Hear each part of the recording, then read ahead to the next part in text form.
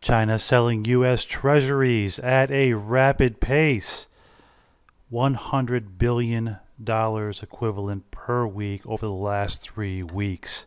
And that is major news. Now, for years now, people have been saying that China will dump U.S. Treasuries, or China is dumping U.S. Treasuries, but they haven't been dumping them as much as they are right now. In fact, even after the 2008 financial crisis and up until only a few months ago, China was still buying U.S. Treasuries in the face of every expert known to man saying that China would stop buying U.S. Treasuries. What does this mean? Well, it means a lot of things, but one thing that we can say for sure is that China is perhaps no longer playing ball. They're going to play hardball now to prop up their economy and save the yuan. Channels for such transactions over the past several weeks include China selling directly as well through agents in Belgium and Switzerland. Belgium and Switzerland sound familiar? That's also agents where they had been selling U.S. Treasuries and also buying U.S. securities for a long time now. You'll see that these agents are basically the agents of last resort when buying U.S. Treasuries at auction when no other country will buy them. More on that later. Okay, so China has communicated with the U.S. authorities about such sales. U.S. authorities, of course, are not happy about it. They really didn't realize or expect the size of such dumping of U.S. Treasuries. $100 billion per week, that can add up over time, even though China holds a massive amount of U.S. paper.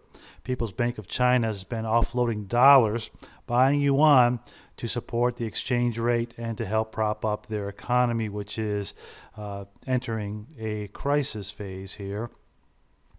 $315 billion drop in its foreign exchange reserves over the past 12 months. We know for a fact that over the past 3 weeks, the pace has picked up since this figure has been recorded.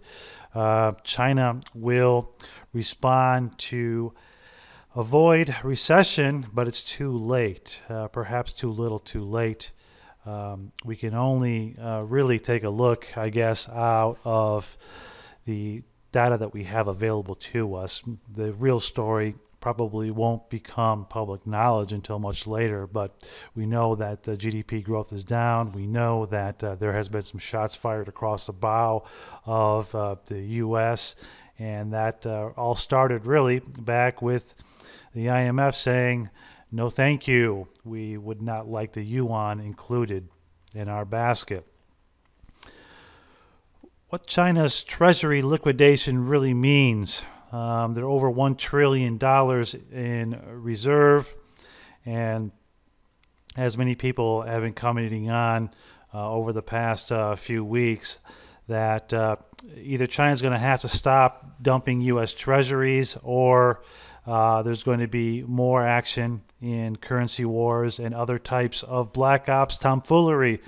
I've been answering a lot of questions lately on the event in Tianjin and some other events of which I don't have any concrete knowledge of, concrete evidence, but we can only speculate that along an event timeline, these things seem to be awfully closely connected as far as reaction and action, tit for tat, going from both sides here. So anything's possible going forward. Yuan action creates a fresh China conundrum for U.S. Treasury. What will be the U.S. Treasury's next move? Anyone can say that they're not sure about that. Of course, Jack Lew is on the hot seat as far as what will he do and what will the other talking heads do if China continues to accelerate their U.S. Treasury dumps. How will they protect the U.S. dollar? Well, some speculate that when you see interest rates rise, which I do not predict you will this year, it will be to protect the U.S. dollar. And that's when you know that this thing gets really hairy. when they raise interest rates to protect the dollar, as it being, of course, the currency of last resort, the least dirty shirt in the laundry basket, and the reserve currency of the world, but it'll probably be the last one to be devalued. And that is why you, of course, are holding on to hard assets if you're watching this channel. Most of you I've already communicated with in some way, and I know for a fact that you are stackers, or at least have a mindset to hold hard assets because you understand this. This is not something that is new to you. It's been talked about for a long time, and now it's starting to come to fruition. Remember that there's about $14 trillion estimated that is being withheld from the American economy. It's held by the large corporations. It's held by these pension plans and wealth funds, and being held by well-heeled investors as well. So that money that was created right around the mortgage crisis and since then hasn't hit the Main Street economy. So basically what will happen when that becomes part of the monetary velocity equation here? You're going to see inflation. Will you see high inflation or hyperinflation? This debate has been going on for years now. Either way, it's going to look great for hard assets, for collectibles, for antiques, for gold, silver, as you know, because I'm preaching to the choir, as I do every week on this channel.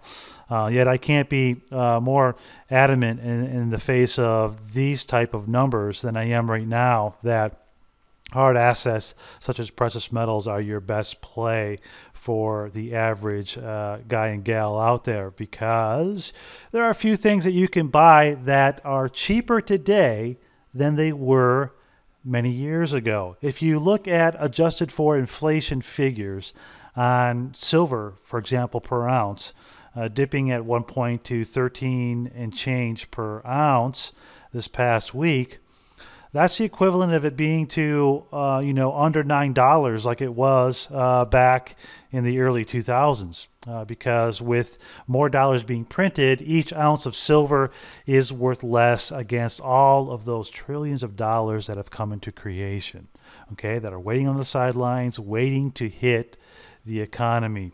They can't dissolve all of it, okay? Despite what some economists have said, this money has to hit the Main Street market at some point. It has to go into circulation.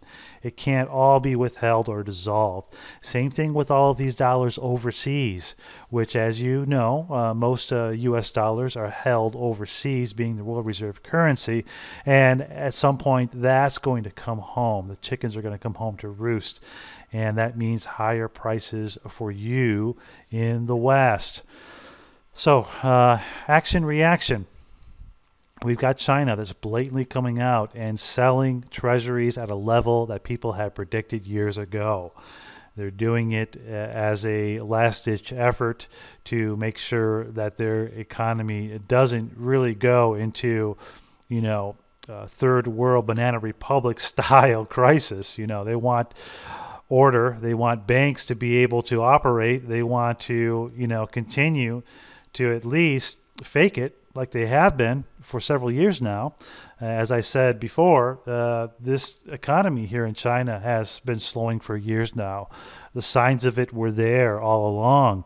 If you're, living in China or travel to China or doing business with Chinese companies, you understand what I mean. You talk to people, you know that employees at these Chinese firms have come out and said, yes, our orders are down. They're down from last quarter. It's much lower than it was last year. We're not doing the hiring that we were doing. I'm looking for a new job. I think that things are going to be slow for a while. Our orders are not up to snuff. This type of stuff comes my way, and it's been coming my way for several years now, even so far as some Chinese professionals asking yours truly if I have any leads on possible jobs that they could take a look at, because things at their firm isn't so rosy.